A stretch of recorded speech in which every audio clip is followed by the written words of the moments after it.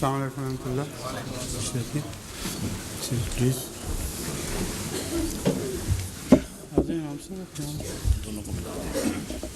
Sadr Sahib and Saullah, come and sit over here and help me. Assalamu alaikum. Hazur, assalamu alaikum. Hazur, the first question is from Mr. Ellison Dickon from Gillingham, and he's seated here. The question is, I cannot see how a belief in God would make any difference to my day-to-day life. I still need to wake up in the morning, eat my breakfast, and go to work. How would you convince me that a belief in the existence of God will be a positive influence in my life? Thank you. The question you have asked is a very small question. The answer which is required is a very long answer, in fact. To talk of a belief in God which is meaningful requires so many arguments based on your study of nature, based on your study of whatever has been provided for mankind as such, much before man was created. It requires an answer of man in relation to other animals and what support system is created for man.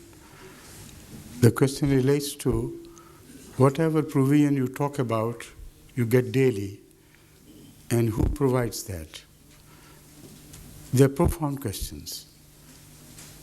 They have to be answered before you are convinced that your belief in God would make a difference. But this is no argument. Whether your belief in God makes a difference or does not make a difference, the reality of God cannot be created because of that. If there is a God, He must exist independent of your requirements as you see them. Because if I convince you that you need a God, there still may not be a God. So that is why the question is shaped or phrased in a manner that you are putting the cart before the horse. First, decide about the existence of God. Does He exist or does He not? If He does, then you owe Him so much of your existence that He must be recognized and He must be looked forward to for further guidance and further provision for you. Because if He does exist, then you must return to Him. Otherwise, the meaning of life disappears altogether.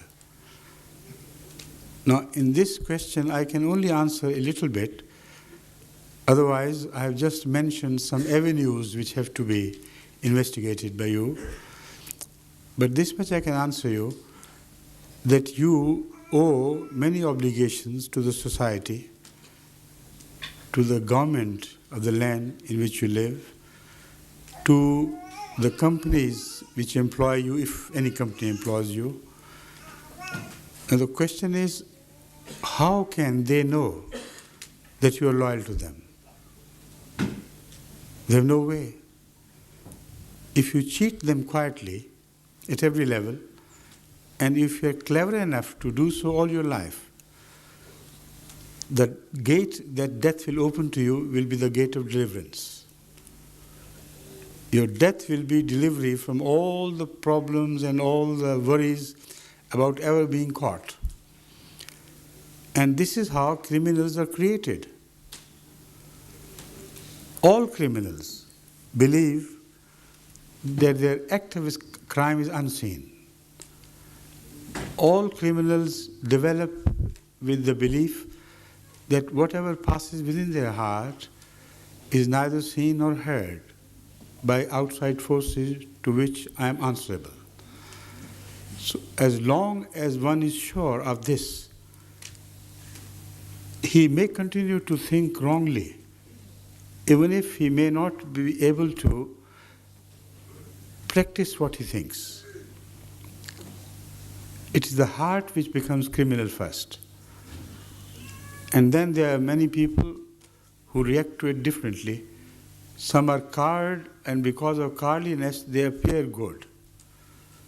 Some are rash, and in that act of rashness, they commit a crime in a manner that they are ultimately caught. Some are cunning and very exquisitely cunning.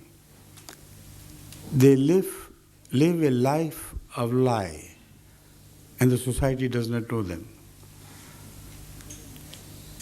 So in this way, the corruption begins and proceeds unchecked. The more a society is godless, the more it is sure that it can run away with crimes, the more inclined it is to commit crimes. So that the crime begins to spread all over his life, in every area of his activity, with the result that a society, something like the one we observe, is born out of this godlessness, where God is only a myth, or God is only to be cared for by his religious leaders who do not care for him. And the whole society goes down the drain without any check. Is this life? Is this why we are created? And if not created, then what is this nonsense? Why not commit a mass suicide and get rid of all this nonsense? So these are profound questions which I have reminded you of in answer to your question. They are not answers. But each avenue which I have shown you will lead to satisfactory answers.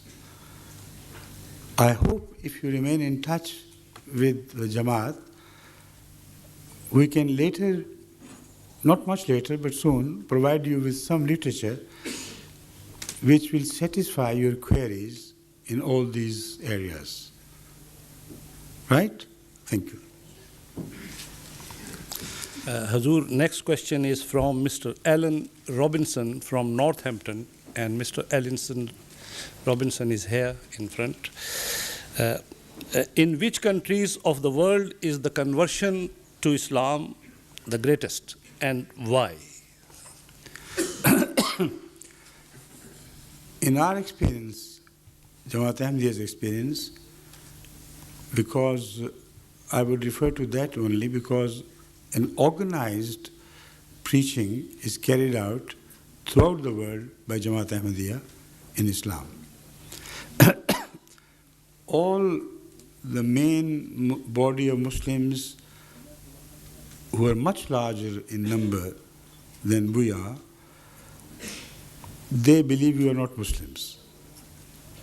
So I wonder, what did you mean by this question? Did you mean where Islam is spreading as a result of the efforts of the non-Ahmadi Muslims, or where Islam is spreading by the efforts of Ahmadiyya Muslims? Which question did you ask? The form of the point you made, and it's which countries currently?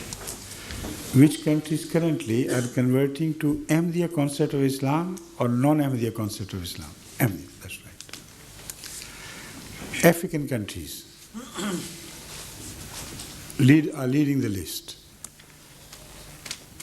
And also, Islam is getting more popular with the grace of Allah through our efforts in Eastern Europe and also from Western Europe, particularly in Germany. As far as the West is concerned, we have not been able to make a great breakthrough, either in America or Canada or here. But our message is being delivered with more organization and more purposefulness, because we are taking new measures to convey the message throughout Britain to every honest thinking man. Now, when I say honest thinking man, everybody is honest in thinking, of course. But in religion, nobody who calls himself honest in thinking is generally interested. Their honesty tells them that church is fraud, or Islam is fraud, or Hinduism is fraud, because that is what they receive the message from their media. So this is the main problem for us in preaching Islam to the people of more developed countries. We have to find from among them who still have honesty of purpose and also are interested in finding out the truth. These are the people who can be made our target. And they can be found only through experience, by sifting the material, by conveying the message to as many as possible, and from among them to judge who would be the right person. And our experience has told us that a very large number of English people want to know, but they're disinterested because of the prevalent atheism and anti-religious sentiments which continue, unfortunately, to spread all along. From them we can choose people who are once convinced they're talking sense. They are more likely to become Muslims than the Christian religious people from England. They're very little likely, because in the brand of Christianity they believe, they have to segregate them from rationality. Divorce religion from rationality. Only then they become stout Christians, and they will not be interested in us, because we stand for rationality and religion together, not as separate entities. That far is about Europe and Western countries. We are spreading much faster in Africa. Why? The reason is very different from that which was responsible for the spread of Christianity in the same countries. Christianity spread in West Africa in a manner that they built schools and other institutions which will change their way of life, not spiritually, but materially. That is what happened everywhere in Africa. Schools and hospitals of Christians did not create better spiritual people, but they created a people who were closer to the Western style of living, with coats and ties and dances and drinking. So in reality, Christianity gave them nothing. Only it was a political gain for colonizing countries. When I say that, I'm saying it without the least prejudice. This is exactly what happened, and you can examine it everywhere, even from among the West Indian people who have become Christian. They are causing the greatest problem of law and order here in this country. Because being Christians, the church is not interested in their day-to-day human behavior as Christian behavior. They're only interested in name and number.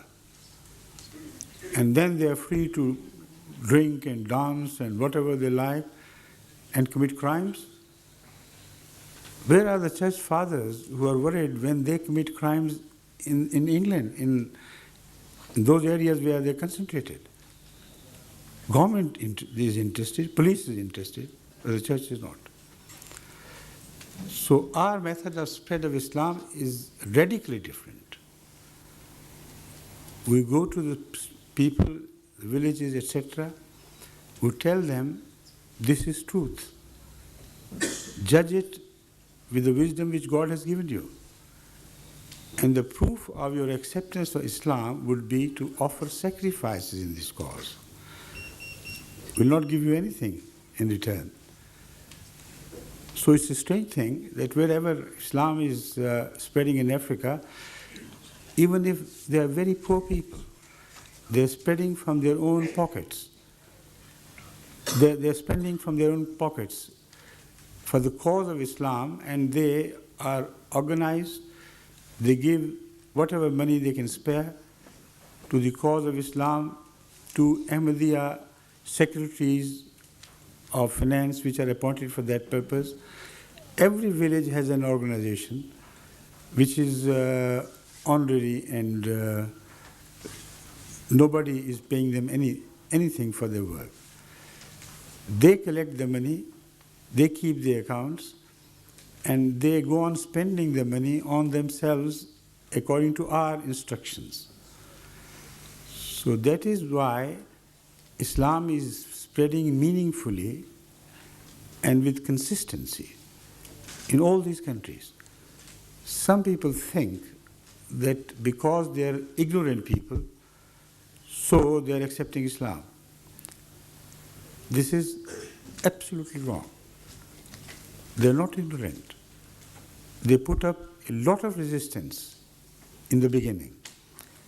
Mullahs from Pakistan and other Muslim countries went with lots of money to influence them. They promised them to build mosques and hospitals and this and that, but they were not interested in that money. They were interested in humanity, in human values. And that they only received from us. So with the grace of Allah, the spread of Islam in African countries is so rapid that it has never happened in history before. 3 million people, largely from Africa, converted to Ahmadiyya Muslim community within 1 year last year. And we hope to improve upon this number. And when I say that it never happened before, I include all the Christian efforts, global Christian efforts, with billions upon billions of dollars spent on preaching. Yet, by comparison, they lag far behind Ahmadiyyat in gaining converts, while they never require any sacrifice from those who convert to Christianity, financial or otherwise. We require sacrifice, we require discipline, we require improvement in their morals, we require them to start saying 5-time prayers and whatnot. So the difficult road is getting more and more of humans interested in treading that path. Thank you. Hazur, next question is from Dr. James Eddy. He is a senior lecturer of St. George's Hospital Medical School in Tooting. What do you teach or practice? I teach addictive behavior. Beg pardon? I teach addictive behavior, that is drink. That's right, I know. Thank you very much. Hazur, question is, how could we get a copy of President's speech, as it very well summarizes the history and ideals of the Ahmadiyya movement? Which speech? He wants President's speech he has written. He wants some speech which can summarize the Ahmadiyyat. I mean, yes. By the President, he means the President yours. of our sub-organization Ansarullah of UK. I don't And know. he happens to be the President of the... Is this speech you are referring to? No, the speech with the President gave before you came in. Yes. That's right. Is it published, written? It's written, I think. Written speech. So you will, of course, you will be given a copy, as many as you like. Thank you. Hazur, the next question is from Mr. M. Ansari. He comes from Battersea. Mr. Ansari is. What was the belief of the Prophet Muhammad, peace be upon him, and Sahaba, that's the companion of the Prophet Muhammad sallallahu alaihi wasallam, regarding the death of Jesus? Please quote any hadith. Thank you. The belief of Hazrat Muhammad Rasulullah sallallahu alaihi wasallam about life the life or death of Jesus was exactly the same as the Quran had mentioned. His belief could not contradict the Quran. Not in a single hadith we find Rasulullah SAW mentioned that Jesus did not die upon cross. He did not even go through the suffering upon cross. He was lifted to the fourth heaven by the angels, and he did not die. This concept about Jesus' life, which you read in the medieval literature or medievalist scholars of today, is totally absent from any book of hadith. To this we have been drawing the attention of all the Muslim world. Why don't you search hadith for that view about Jesus which you hold? You have a belief which is not mentioned by hadith and which is not mentioned even by implication in the Holy Quran. On the contrary, verses were revealed to Hazrat Muhammad Rasulullah Sallam which continuously spoke of Jesus' death.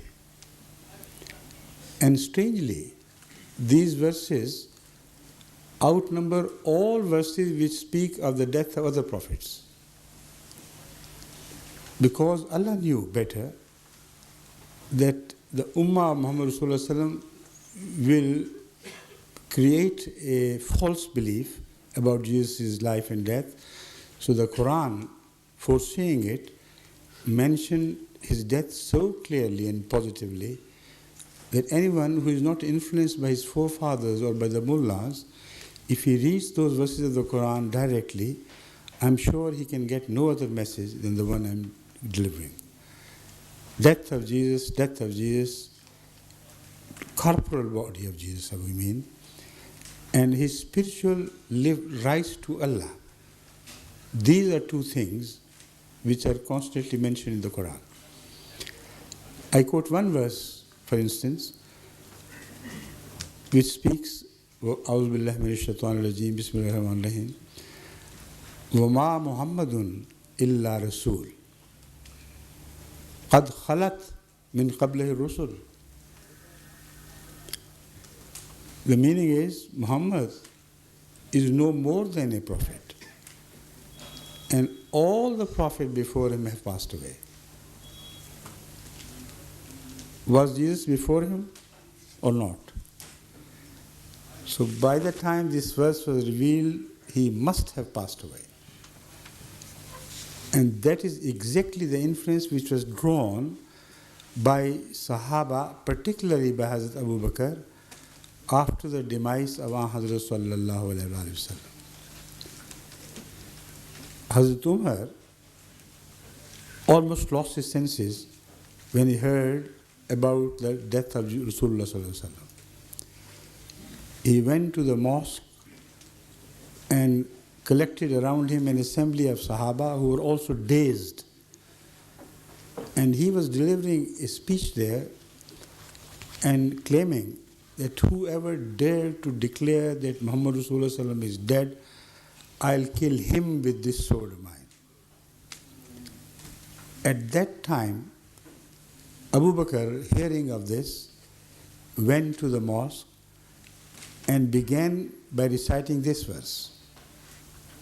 وَمَا مُحَمَّدٌ إِلَّا رَسُولٌ قَدْ خَلَتْ مِنْ قَبْلِهِ الرُّسُلُ أَفَإِن مَاتَ أَوْ قُتِلَ انقلبتم على أعقابكم. Hazrat Umar reports this tradition which I am going to tell you. He says, when Abu Bakr recited this verse, I had an impression that as if it were revealed today, that day. I had never thought of the meaning of this verse. And for the first time, I was so profoundly convinced that Muhammad Rasulullah Sallam must have died because he was no more than a prophet and all prophets before him had died. This shock made him swoon and he dropped senseless at the same place where he was claiming that this sword will kill anybody, this sword will kill anybody who claims to the contrary. So this is a single verse which I have quoted. Any Muslim with any common sense, without being prejudiced by the mullahs, if he just considers this verse, he will be convinced that Jesus is not alive anywhere in the heaven. Only then he will begin to see the day of light of day. Where in heaven? Why? It's amazing. People never think in the modern terms of scientific knowledge. The middle heaven, which the mullahs claim Jesus was removed to, you know how far distant it is from us? Almost 10 billion light years. Light travels at 186,000 miles per second. And so far, all the scientists have agreed that nothing material can move faster than light. Nothing material. If Jesus was made of matter, like you know he was, then he could not have moved faster than the speed of light. So where will be he by now? Out of 10 billion years, hardly 2,000 years have passed. He should be still somewhere here around us. And if he reaches there after 10 billion years, his return would take exactly the same time. Will you wait for 20 billion years for Jesus to return? Open up your eyes, awaken to the realities of this universe, and forget about these myths created by the mullah. They only perpetuate their own rule of Islam by doping you with these mythical beliefs which can never come true. Thank you. Hazur, next question is from Mr. Keith Bates from Bedford. Seated there. From Bedford. Hazur. The question Keith is... Vaz or Keith Vaz? What? His Bates. Huh? Bates. Right. Thank you. Hazur, the question is, men that have been close to God Almighty have been directed by vision and dreams.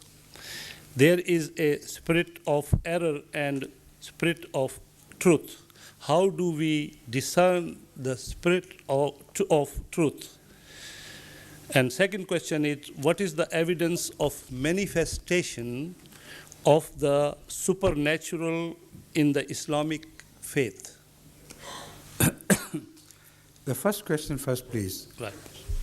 Would you please clarify the question? I have not yet been able to understand it fully. Yes, with respect. My first question was regarding the men of old prophets, and even today, men and women who are close to God, who are directed by visions and by dreams. My question was, how do you discern? Which one is right and which one is wrong? That's right, because we have a counterpart, or Satan, who is opposing the works of God. So, how do we discern the spirit of truth? Right. This question can be answered at some length and shortly as well. I will take the second course. The person who sees these visions or claims to have seen these visions should first be examined himself or herself. If such a person is not hysterical, if such a person is truthful in his life, if let's say he, or otherwise I have to repeat he or she, see? And if you like, I can say she as well, for the ladies are also present. If such a person is a lady and she believes that she sees visions, there are many ways that we can judge from outside, objectively, whether she is right or wrong. Number one, her own way of life. Has she been honest throughout? Is she truthful? Does she not speak ill of others and given to mischiefs and so on and so forth? If she is correct and honest and straight, then the possibility of Allah communing with him begins. The second question would be about her mental state and emotional state. If she is suffering from the loss of some dear one, if she has lost her emotional balance and begins to see visions of that person or visions from God that he is good and he is all right, there is no proof in those visions about her being true. We accept her to be true because we know her character. But such phenomena can occur psychologically as well. Human psyche can mislead you about many things because when some people go mad, they hallucinate. When some people suffer from fevers, they also begin to imagine things which are not there. They're honest, but what they see is false. So far, if we judge such a lady about her visions, we have no proof of her being right. But there are possible proofs which can prove her to be right, which are to be seen objectively, not to be judged by her herself subjectively. These are the proofs which speak of the outside world. If she sees a dream that thing and that thing will happen,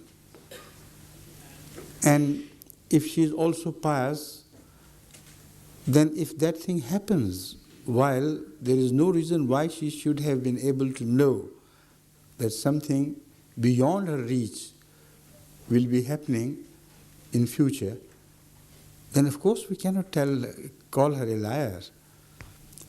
Then this vision or this dream or this revelation could be from God.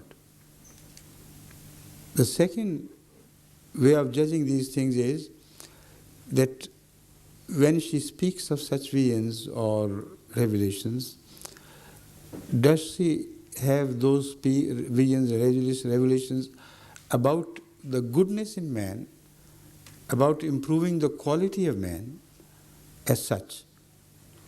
And yet it speaks of some prophecies which become fulfilled.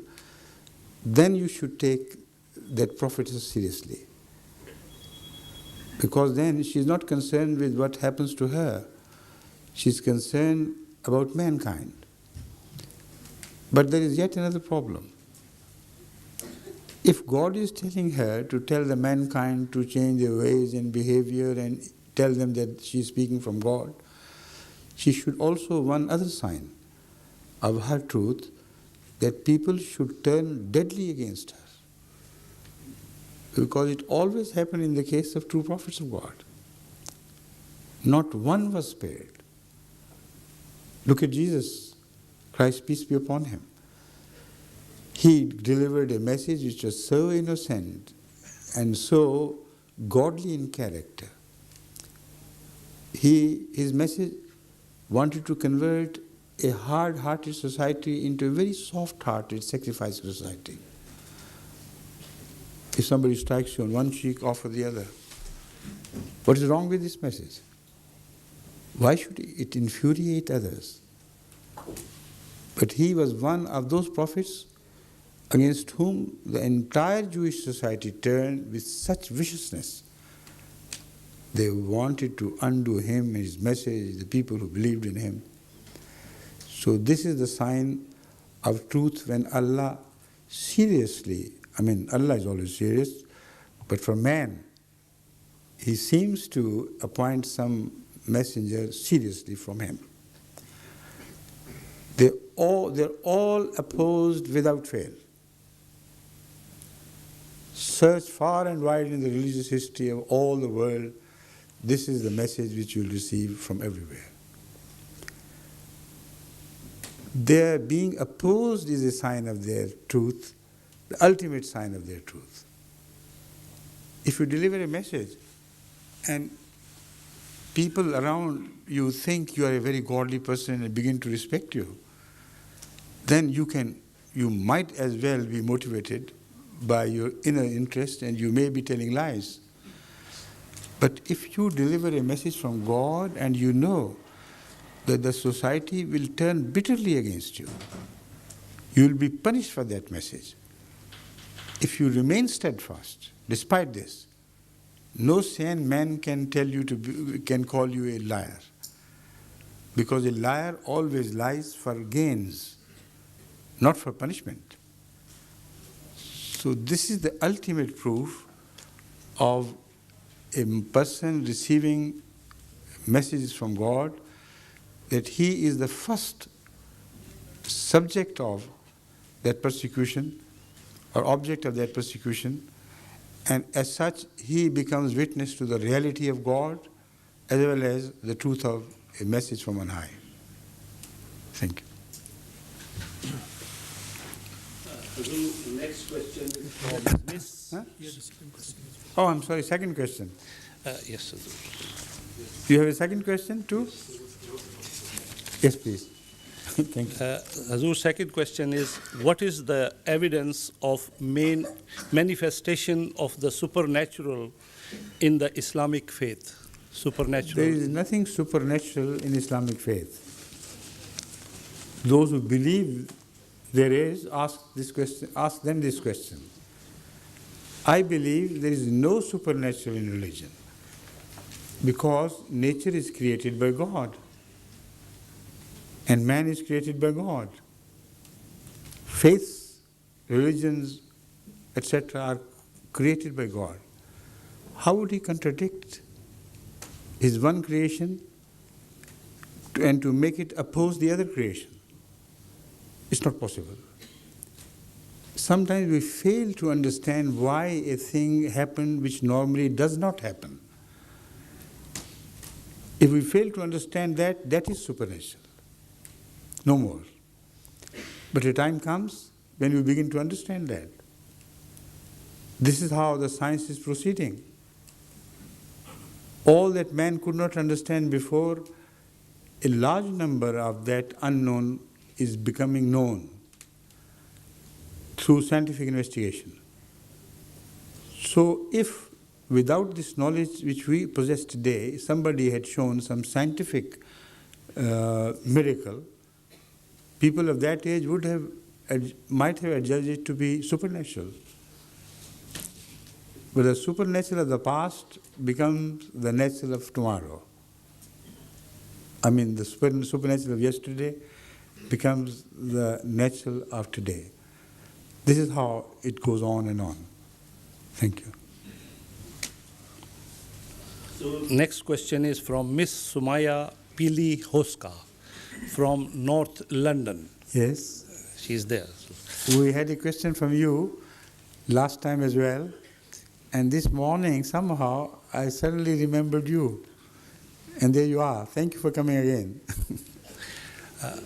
Hazur, question is, I am an artist. Is it haram, let's say unlawful in Islam, to paint pictures other than Islamic ones? That is to say... No, it's not haram. What is haram is to paint imaginary gods which do not exist. This is one difference of opinion, of religious opinion which we have from the rest of the mainstream Muslim mullahs. They think all paintings are haram.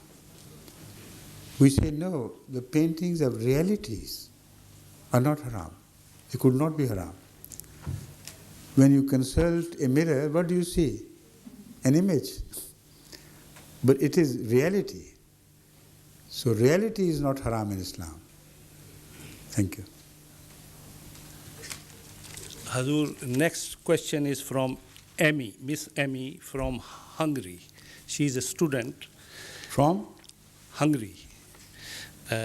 Amy, her name is. She speaks English well? Understands English? She well? has written in English, Hazur. I haven't Herself? talked to her. Yes, herself. You know her handwriting? No, I don't know, Hazur. You think she has written herself? I think, Hazur, this Yes. Miss Amy, can you understand English well? Thank you so much. Now I can answer you freely, please. Hazur, the question is doomsday. What is written about hour and when will it happen? As a Catholic, I am told that it will happen at Jesus' second coming. What will happen? Doomsday. Doomsday. Doomsday. The doomsday. No. Jesus will not come again, personally. So you feel relaxed that the doomsday will never happen. Thank you. Hazur, second question is, may I put second question? Please. That what signs were given to us to believe 100% that promised Messiah is the real Messiah and not Jesus himself? Real Messiah, Yes, please. in what sense? Bodily, physically? She hasn't written that, Hazur. But we do not believe the promised Messiah to be a reincarnation of Jesus Christ. If you think so, you have misunderstood. Nobody who has returned to his Lord can ever return to this earth. Nobody has ever returned to this earth from bygone people.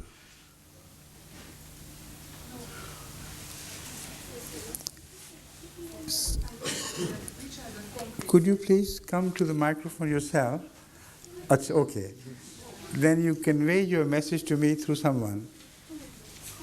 Okay, good. Yes, please. Because I don't want to misunderstand you, you know. My English is not 100%. I'm interested that Mine is not either. No problem. I'm interested that which are the signs which prove that your promised Messiah it's the Messiah, because to us it was The old Messiah, you mean? Please tell what I mean. You know what I We mean. don't believe that he is the old Messiah. We believe that he is born in the spirit of Messiah, in the style of Messiah, in Islam, but he is a separate person. Physically, he is not related to Messiah, but spiritually, in the sense that Jesus' spirit has returned to God. He does not represent the spirit of Jesus in the sense of soul. But as far as the message of Jesus can be referred to as spirit of Jesus, he carries that spirit. Have you understood me or difficult? No, this is not difficult. So to us it was told. The proof now. To us in the Jewish Testament, in the Old Testament, it was told that which will be the signs. So who will be that Which signs? Messiah? Which signs? And we believe that our Jesus is the Messiah. So which are the signs which prove for you that he is the Messiah? If you speak of those signs which are mentioned in the New Testament, and the Christians believe that these signs will be fulfilled literally, is that what you mean? Sorry, let's leave it. We are not talking of those signs at all, which can be understood literally from the New Testament. We believe those signs were also metaphoric in nature. They were spiritual signs, not real ones. And the proof of this inference lies in the New Testament itself. Can you? I'm going to give you. Jesus said that if you believe in me, if you believe in me, if you have a belief in me of an iota, then you will be able to reproduce all these signs yourselves. You will be able to walk on water, you will be able to raise the living from the dead, and so on. Now, can you show me one Christian in the entire world who has an iota of faith in Jesus Christ? Show me. You have? No. See? So that was a style of Jesus, how he spoke, and how he pointed out to his pupil to delve deeper into the meaning of things. What he meant was, these are metaphorical. They are not physical realities. If you take them to be the physical realities, then none of you believes in me. Not an iota. Because if you do believe, then you must be able to reproduce these signs which I show you. See? So the wisdom of Jesus Christ is distorted, unfortunately, by the very people who claim that they follow him. So that Messiah, that on those picture you see hanging, did not claim to be that Jesus which created these unnatural signs. But he believed in that Jesus who brought about a spiritual change among the spiritually dead. He addressed the Jewish people who had become hard-hearted, and he transformed them. Whoever believed in him, his entire personality was changed. This is the meaning of bringing to life the dead. And so on, the Prophet Messiah went on explaining all these things. But there are other signs as well which can see objectively by outsiders. And there are so many which can prove that this man was right when he claimed to be a Jesus as if he had returned. As if he had returned. Because whatever happened to Jesus in earlier days, that exactly happened to him in the latter days. That is similarity. For instance, Jesus was raised among the people of the book. And to begin with, they all rejected him. Mirza Ghulam Ahmad of Qadian was raised among the people of the book, the Quran. And when he claimed to be that Jesus, he was entirely rejected. Some of the objections raised against old Jesus were also material misunderstandings or literal misunderstandings. Exactly the same objections were raised against the founder of the Ahmadiyya community. One of those objections was that the Jewish people expected a Messiah with a crown over his head. A king in the material materials or political sense, he was to be, they thought, a monarch who would sit on a throne with a real material throne,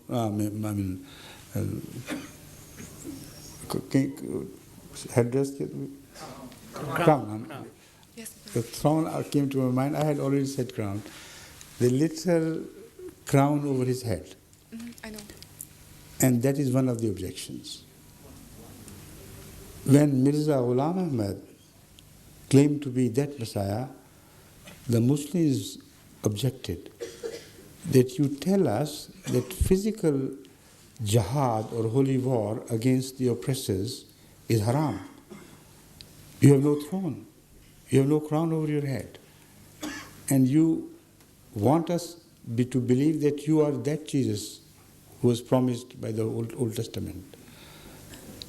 We reject you. He said, yes, you may reject, but I have a spiritual crown over my head. I have a spiritual throne on which I am sitting. If you accept the meaning of crown, the crown and the throne in spirit, then accept me, otherwise I have nothing to do with you. The second big objection was that people of that age understood the older prophecies literally, and they want them to be fulfilled literally. One of those prophecies was about Elijah. It was said in the Old Testament that before the coming of Jesus, Elijah would descend from heaven, sitting on the same fiery chariot on which he ascended to heaven. So he will return to earth sitting on the same chariot and announce to the world that the days of Jesus are nearby. Open up your hearts. Now the Jewish leaders took strong exception against Jesus by telling Jesus' views, by telling them, asking him if he believed in the scriptures or did he not.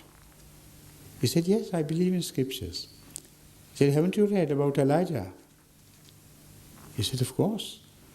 I mean, this was the talk of the town. I don't refer to a single sentence from the Bible, but this everybody knows this is what happened. Every time he was inquired about his being the Messiah who had to come after the descent of Elijah, he said yes. He never refused to believe in the scriptures, but he refused to believe in the literal interpretation of scriptures. So when inquired, where is that Elijah, show us, he pointed figuratively at John the Baptist and said, he is the Elijah. Believe it or not. Now, do you believe in Jesus? In that answer? Me? Yes. But that Elijah was born here on earth. He did not physically return from somewhere in space. That Elijah who had gone, first of all, that Elijah who had gone back to heaven has never been heard of afterwards, either in his own name or in any other name. He's gone and disappeared. So we do not really know whether he did ascend or not. But the Elijah to whom Jesus referred has returned was John the Baptist. His name was not Elijah. His parents were different. He was born before the eyes of the people of the age, out of human parents. Before them, he never used a chariot at all. So, the universe of religion or the world of religion is spiritual and not material. Prophecies should be understood metaphorically. If they are taken literally, the entire world of religion will go topsy-turvy. It will not mean anything. So this is the message of this Messiah. He said that if you believe in my descent, the Muslims believed that Jesus had ascended bodily, as I have just mentioned before.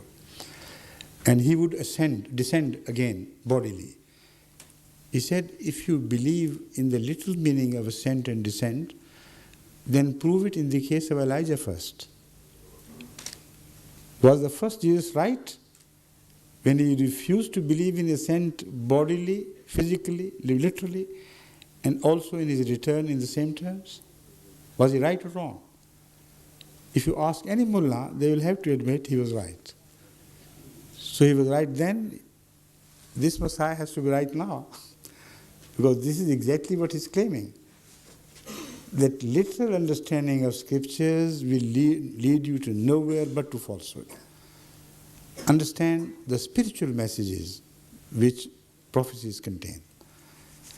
So he also faced a situation very much like Jesus, where bodily ascent was debated, bodily descent was debated, but it had not occurred. Then again, when he claimed to be a Jesus, as I have already told you, he was refused and he was in fact mocked at, and he was even stoned many a time. Attempts at his life were made repeatedly. This was the price he had to pay for this claim. But as God did not abandon the previous Jesus, so he did not abandon him.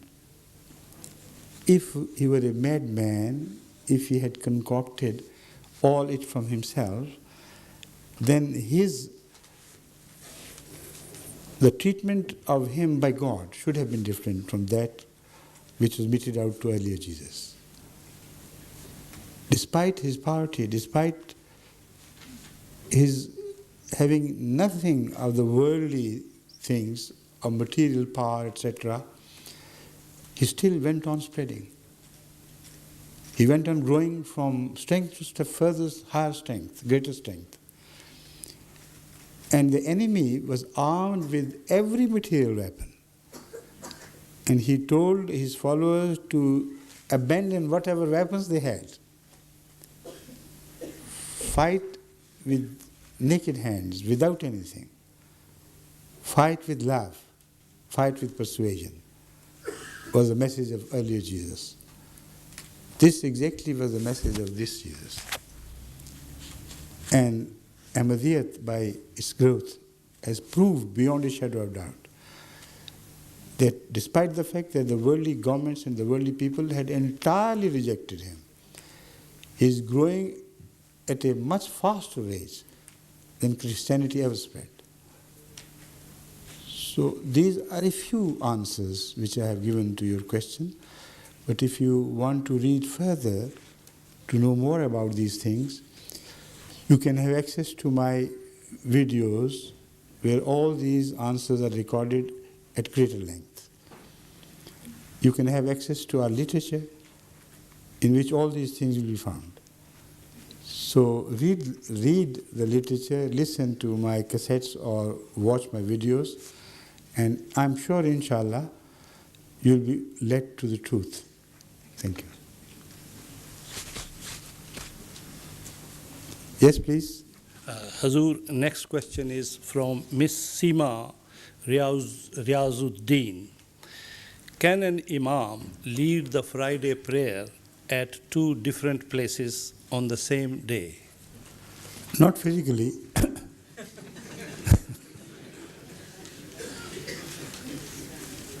I've answered. Yes, thank you. Not physically. Hazur, the next question is from David Willer from Cheam. The question is, could you please enlarge generally upon the Buddhist prophecy about the coming of the Messiah, which phonetically is very close to the word Messiah? Is there a connection between the two, and do you think Buddha's prophecy has been fulfilled? Yes. It has been fulfilled twice, not once. First of all, then when he prophesied about Messiah, there was no sign of any Jesus Christ in the world of Buddhism. He was not even born. This prophecy was made around 500 or 550 years before the advent of Jesus. And he claimed that the new Buddha would be Messiah. And he also claimed that he would be a foreign Buddha. He would not belong to our people and our race. When Jesus Christ was attempted to be murdered by crucifixion, we believed that he was saved by Allah miraculously, in the sense that things happened which did not make him die upon cross.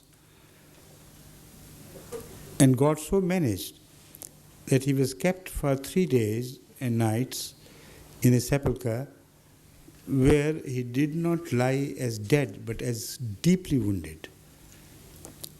The proof that he was still deeply wounded is found in the New Testament itself, where it is related that many potions were made, with many herbs included in those. And those potions were applied to his wounds. No man with an iota of sanity would apply potions to a dead man and his wounds. So that positively shows that those who were the first witnesses, his disciples, some of them, not all of them knew where he was buried, personally knew that Jesus was not dead. or such ointments would never have been prepared, such ointments would never have been applied to him. And then he's seen walking alive from the same sepulchre. And you can see or visualize the view of his walking out, putting his hand on the shoulder of two of his disciples because he was still in pain. And then he's shown by the Bible to appear to some of his disciples with the same bodily wounds which he had suffered at cross. And when they were afraid that he was a ghost, it was Jesus himself who told them that he was not a ghost. Why did they think he was a ghost? Because it is reported that in the Bible, in the same New Testament, then Jesus gave up the ghost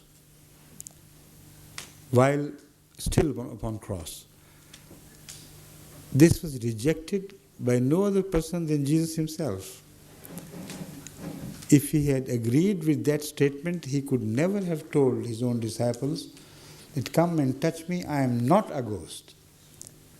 I have a physical body, the same which was crucified or attempted to be crucified." And he invited them and told them to touch his wounds here and there and hands, etc. So that is the reality of Jesus. Then he migrated from there in search of the children of Israel. And this was in pursuance of a prophecy he himself had made. Before crucifixion, he had delivered the message to his people that he will show them the sign of leaving them in search of the lost sheep of the house of Israel. Now, everybody should inquire as to what lost sheep there was. Did ever the house of Israel lose any little sheep? Nowhere. The very people of Israel were called sheep, the sheep of God.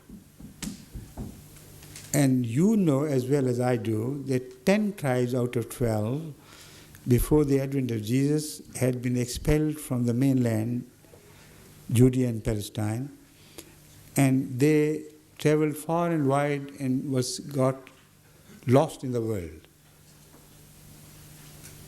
Yet Israelites have some special features, some nomenclature, some habits by which they can be recognized if they got settled in strength in some particular country or an area of a country. The researchers, the Christian researchers, as well as all who have had experience of visiting Afghanistan or Kashmir, can stand witness to the fact that their features do not belong to the features of the subcontinent people. Both the features of the Afghanis and the features of the Kashmiris are radically different from those of other races of India and Pakistan, etc. And their noses, their nomenclature, their tribes are still called Daud Khel, Isa Khel, Musa Khel. You see, every old name is still retained by these tribes. And all the names of the territories in Kashmir are reminiscent of the old Israel's residence and dwelling. There are thrones which are called the thrones of David, there are thrones which are called the thrones of Ismail and so on and so forth. No, not Ismail, but of Solomon. And the tops of the hills are also named after the Jewish prophets. But leaving those things apart, some scholars who have written on this, who traveled to Kashmir, have written something which touched my heart especially. One of the writers says that if you want to visualize the life in the old Palestine, in the days of Kashmir, in the days of Jesus Christ, Go to visit Lake Dal in Kashmir and see the Kashmiri women filling their pots with water, and the way they are attired and the way they behave. They exactly reproduce the picture of the old Palestinian days. Now, this scholar must have read about those things which happened in the past, and when he saw them happening before his eyes, about 2,000 years later, he was astounded to see these things. So this is not a fact of the past, this is a contemporary fact I'm talking about. Anyone can go to Kashmir and see this happen with his own eyes. So that is why we believe that it was Jesus who was seen by a king of Kashmir when he went on a hunting expedition. He saw a man dressed in white coming with a few other pious-looking people who were also dressed in the same way. And he looked so pious and a great man that the king was amazed. And out of respect, he went to him and inquired from him who he was, what was he doing in this land. The answer, which is still recorded by Hindu scriptures, you can find that from any Hindu temple here in England as well. The answer is recorded in Puranas, the annals, Hindu annals of that period. The answer was, my name is Messiah, or I am Messiah. I am a prophet of God who was attempted to be murdered by his own people, but who was saved by God. So I have traveled in search of those people who had earlier left my country and have come to your country and settled here. This is the prophet which is mentioned as Mithya, foreign prophet, by no other person than Buddha himself. He said the new Buddha who you would receive would be Mithya, who would not belong to our race. He'll come from foreign country. But he will be the Buddha of 500 or 550 years from now. I don't remember exactly, but I think it is 500 years from that period. And he appeared. Second time, that Mithya was predicted to come during the latter days, when again Buddha himself would come. And that is why I said this prophecy has been fulfilled twice. Once in the form of the previous Messiah, and once in the form of the Messiah who came on his footsteps. Thank you.